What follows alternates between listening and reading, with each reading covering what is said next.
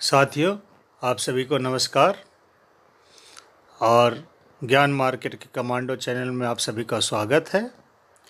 अगर इस चैनल पर पहली बार आए हैं तो इस चैनल को सब्सक्राइब कर लें, बेल आइकन को दबाएं और कमेंट भी ज़रूर करें। साथियों, इस वीडियो को ज़्यादा से ज़्यादा लोगों तक शेयर भी करें जिससे ज़्यादा तक लोगों तक पहुंच सके।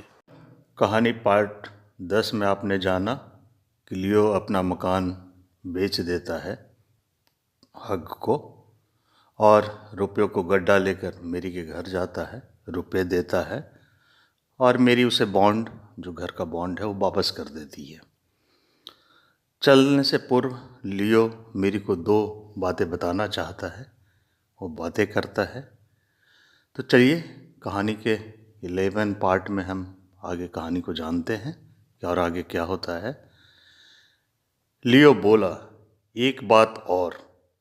दोनों ने दीर्घ निश्वास छोड़ा। एक बात और याद रखना, लज्जा जिस प्रकार नारियों का भूषण आभूषण है, अभिमान भी वैसा ही है, लेकिन इसकी अधिकता से बड़े बुरे परिणाम निकलते हैं। इसी समय 5 का घंटा बजा। घड़ी की ओर देख लियो ने कहा, तो फिर मैं चलता हूँ, समय हो गया है। चले जाते देख मेरी ने रुधे स्वर में बड़े आग्रह से कहा, एक बात बता जाओ। लियो लौट आया। क्या है? इतने रुपए कहाँ से मिले? लियो मुस्कुराया, यह बात क्यों पूछती हो? मेरी कौन सी बात तुम नहीं जानती? मुझे क्या मालूम, ऐसा गाना भी गा सकते हो, कभी तुमने बताया था? ये मेरी कहती है।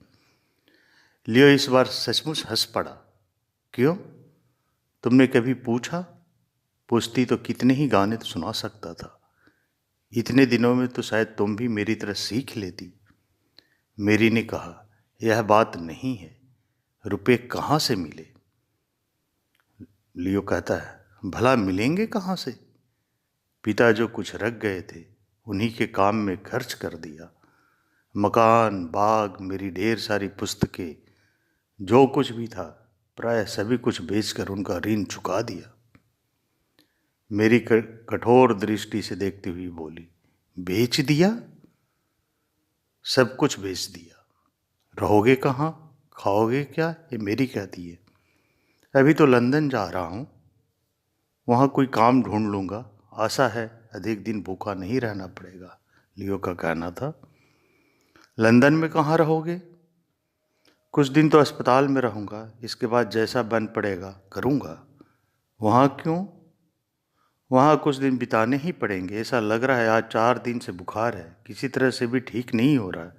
अभी अभी लंदन पहुंचकर चंगा हो जाऊंगा, इसकी आशा तो नहीं करता।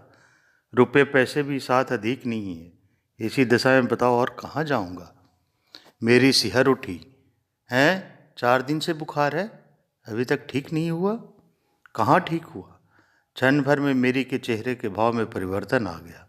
उस चेहरे पर अब कातरता, विवाद, निराशा, लज्जा, अभिमान का कोई भी चिन्ह नहीं रहा। केवल अंतहीन प्रबल स्नेह और विचित्र सी आशंका थी।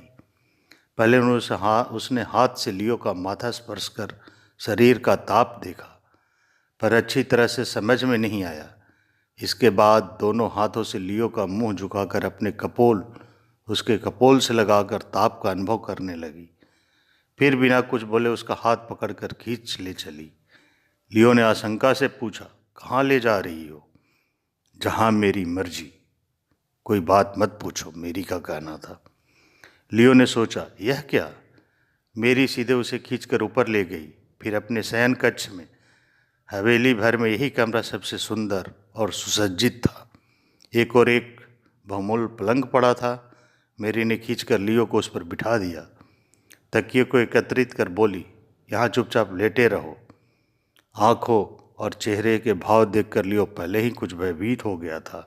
अब नितांत भय से उसने कहा, मुझे आज जाना है, समय हो रहा है। मेरी को यह बात सुनाई पड़ी हो ऐसा नहीं लगा। अपने ही तरंग में वह एक मूल्यवान शाल लेकर उसके वश तक ढक कर बोली, लियो, इस समय मेरे साथ झगड़ने से तुम्हारा काम नहीं चलेगा। तुमने सोच लिया ना कि ऋण चुका दिया है, कुछ भी नहीं किया है अभी। आज नहीं, जब स्वस्थ हो जाओ तुम्हें यह बात समझा दूंगी। तुम्हारे शरीर पर क्या मेरा अधिकार नहीं है? जब चंगे हो जाओगे तब जब इच्छा हो जो करना हो वो करना। लियो चकित रह गया। यह कैसी बात है? तपते शरीर को लिए मंत्रमुग्ध सा वह चला आया था। अधबूंदी आंखों से देखते लियो ने जोर देकर कहा, छोड़ दो, मैं लंदन जाऊंगा। मेरी उसके चेहरे पर अपना चेहरा रख कर बोली, लंदन की बात छोड़ो, मुझसे बिना पूछे अगर तुम पलंग से नीचे भी उतरे तो मैं इस छत के नीचे छलांग लगा दूंगी। लियो ने धीरे कहा, तो फिर कैसे जाऊं? इसके बाद करवट बदल कर वह सो गया। 15 दिन तक लियो को होश नहीं आया। मेरी उसके पलंग पर बैठी रही। डॉक्टर ने कहा, मेरी इतनी परिश्रम करने पर तुम भी बीमार पड़ जाओगी। मेरी ने कुमलाई हंसी के साथ जवाब दिया, डॉक्टर साहब, इस समय मैं बीमारी से डरती नहीं, यह स्थान त्याग करते ही मैं बीमार पड़ जाऊंगी। डॉक्टर ने कहा, मैं दाई बुलाए देता हूँ, दोनों बाई से सेवा शुश्रूषा करना। मेरी ने और अधिक उदास भाव से कहा, ऐसा नहीं होगा। इस समय मुझे किसी पर भी विश्वास नहीं, मैं इसे नहीं छोड़ सकती, कभी भी नहीं। वह रोने लगी। डॉक्टर चुपचाप चला गया। रोग कोई अधिक नहीं था, फिर भी लंदन के 3-4 डॉक्टर मेरी के घर आज 15 दिन से बैठे हैं। एक दिन वे बोले, नाहक हमें क्यों रोके हुए, बीमारी ठीक हो गई है। मेरी उन लोगों के हाथ पकड़कर कातर कश से कहा, अजी तुम लोग मेरे लियो को अच्छी तरह स्वस्थ कर दो, मैं इसके लिए अपना सर्वस्व त्याग सकती हूँ, जितना पैसा चाहो ले लो, पर अभी मत जाओ। 3 सप्ताह के बाद लियो बिस्तर पर उठ बैठा। डॉक्टर और दवा का उपद्रव अब नहीं रहा। मेरी ने खिड़की खोल दी। आकाश में आज चांद निकल आया था। कमरे में रोशनी आ रही थी। चांद की ओर देखकर मेरी सहसा लियो के सीने पर आ गिरी। बहुत देर तक चुपचाप आंसू ढुलकाती रही।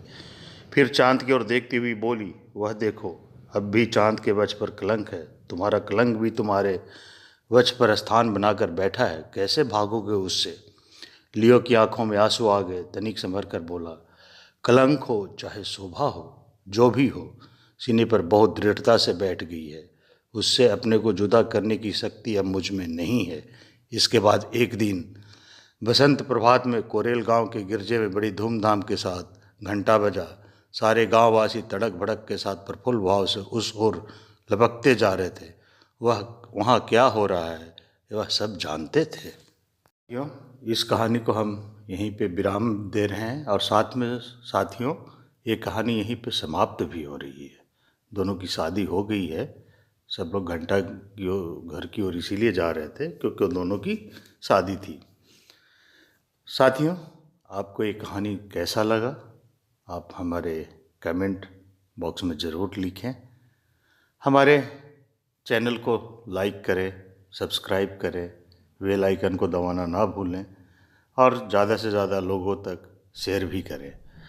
साथियों, आगे हम छोटे छोटे प्रेरणादायक कहानियाँ लाने जा रहे हैं, तो आप हमारे इस चैनल के साथ जुड़े रहें और चैनल को लाइक करते रहें।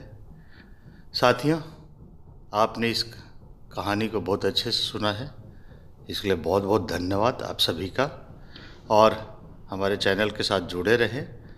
साथियों, आशा करता हूँ आगे और भी कहानी अच्छी आपको पसंद आएगी। थैंक्स फॉर वॉचिंग साथियों, एंड हैप्पी